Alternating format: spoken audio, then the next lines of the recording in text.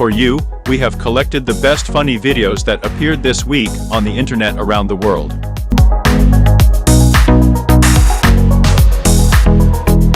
Let's start.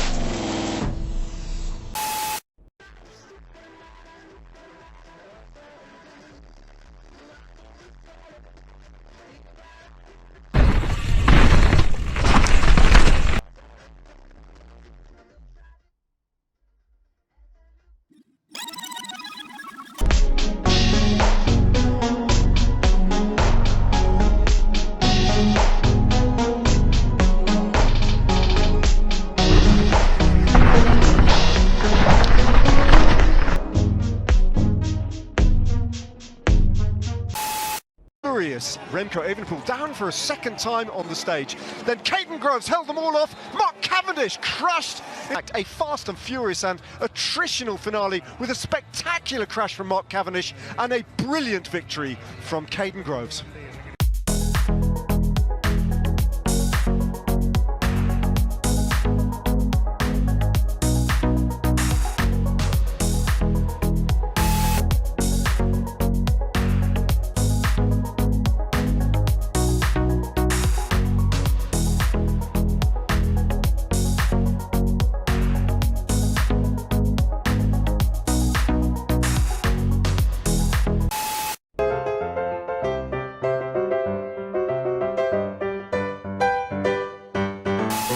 Swerving all over the place, so you can see it doesn't.